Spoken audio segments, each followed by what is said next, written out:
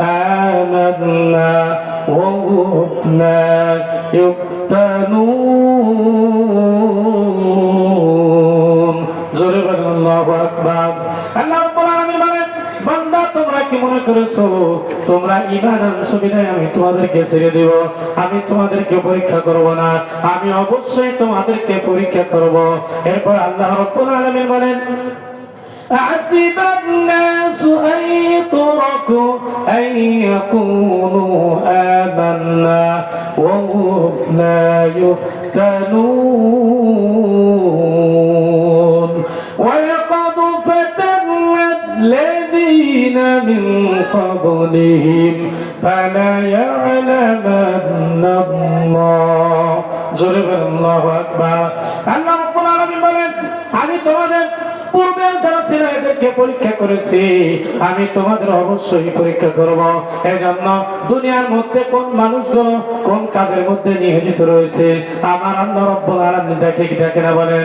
আপনি যদি দুনিয়ার মধ্যে ভালো কাজ করেন সেটা আমার আল্লাহ রাব্বুল আলামিন দেখবেন, আপনি দুনিয়ার মধ্যে যদি অন্যায় কোনো কিছু করেন সেটা আমার আল্লাহ রাব্বুল আলামিন দেখবেন, আপনি দুনিয়ার মধ্যে যদি নেক আমল করেন সেটাও দেখবে, আপনি দুনিয়ার মধ্যে যদি গুনাহের কাজ করেন সেটাও আমার আল্লাহ রাব্বুল আলামিন দেখবে, দুনিয়ার মধ্যে যদি আপনি দ্বীনের পক্ষে কাজ করেন সেটাও আমার আল্লাহ দেখবে, দুনিয়ার মধ্যে যদি আপনি ইসলামের পক্ষে থাকেন সেটাও আমার আল্লাহ রাব্বুল আলামিন দেখবে, দুনিয়ার মধ্যে যদি আপনি ইসলামের পক্ষে থাকেন সেটাও আমার আল্লাহ রাব্বুল আলামিন দেখে না বলেন। অবশ্যই আমার আল্লাহ রাব্বুল আলামিন আপনার দিকে তাকায় আছে, বান্দা দুনিয়ার মধ্যে তুমি কোন কাজের মধ্যে রয়েছো আমার আল্লাহ রাব্বুল আলামিন আপনাকে কিন্তু ফলো করতেছে। আমরা হয়তো আমার আল্লাহকে দেখতে পাই না, আমার আল্লাহ কিন্তু আমাদেরকে দেখতে পায়, কথা ঠিক না ঠিক?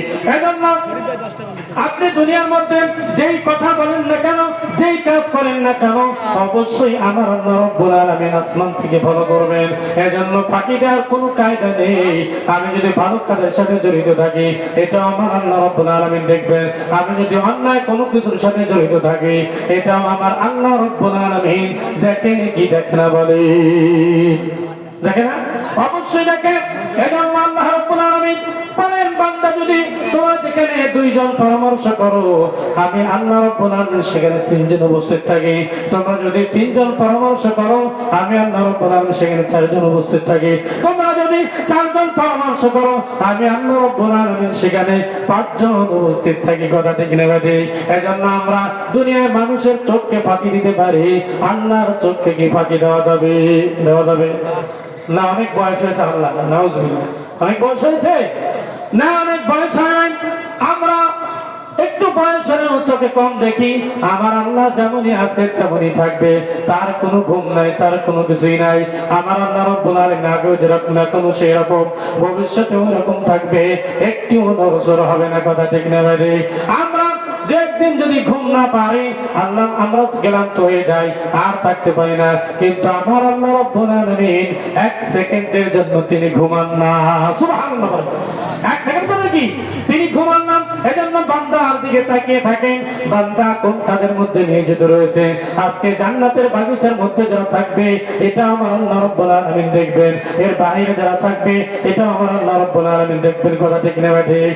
এজন্য যারা আমরা জান্নাতের বাগিচার মধ্যে রয়েছি আমার আল্লাহ রাব্বুল আলামিন আমাদেরকে একদিন এই ছবিটা দেখাবেন, বলেন সুবহানাল্লাহ।